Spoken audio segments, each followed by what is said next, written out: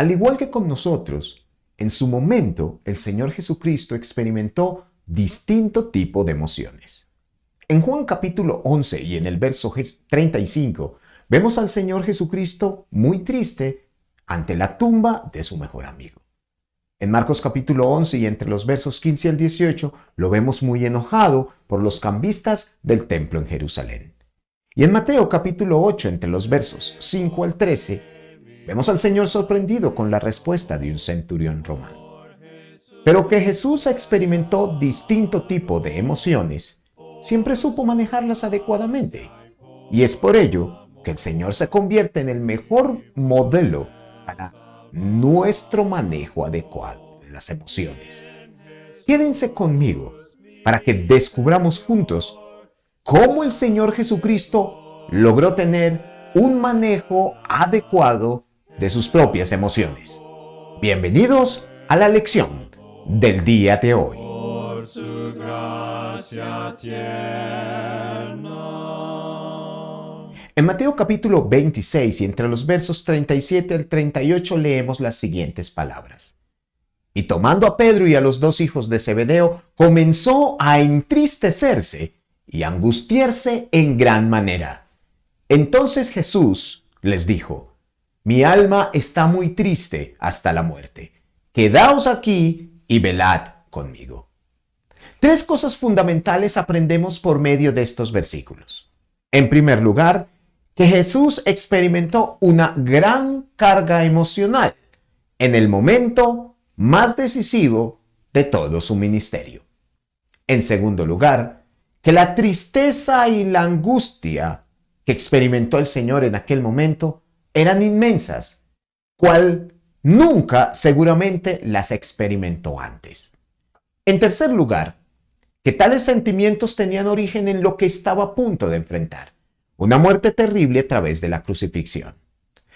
Pero esto mismo me lleva a considerar otros tres puntos que, al menos para mí, son bastante interesantes.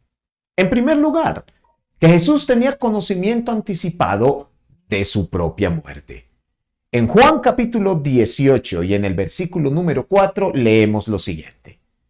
Pero Jesús, sabiendo todas las cosas que le habían de sobrevenir, se adelantó y les dijo: ¿A quién buscáis? Además de lo anterior, Mateo en el capítulo 26 y en el verso 1 y 2 dice lo siguiente. Cuando hubo acabado Jesús todas estas palabras, dijo a sus discípulos: Sabéis que dentro de 2 días se celebra la Pascua y el Hijo del Hombre será entregado para ser crucificado. Pero además de esto, Jesús sabía perfectamente las implicaciones relacionadas con un tipo de muerte semejante. Implicaciones desde el punto de vista físico, asociadas con el dolor y el martirio que estaba a punto de enfrentar.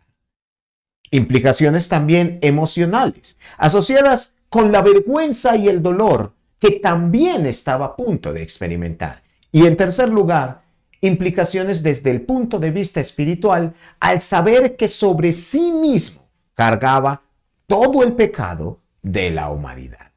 Así entonces, no sería nada raro que frente a tal conocimiento y a sabiendas de tales experiencias, el Señor pudiera sentir cosas tan negativas o brutales, por decirlo de alguna manera.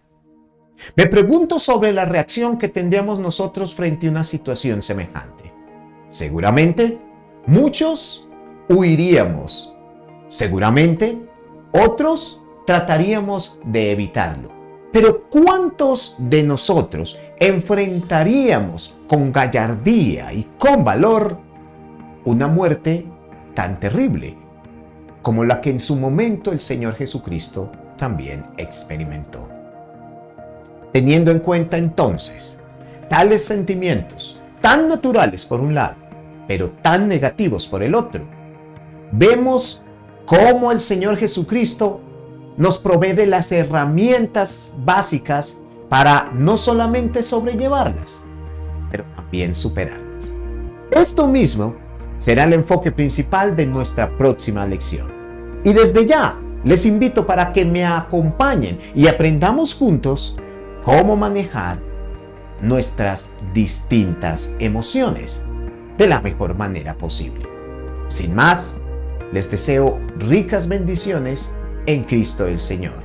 Hasta pronto, mis hermanos y amigos.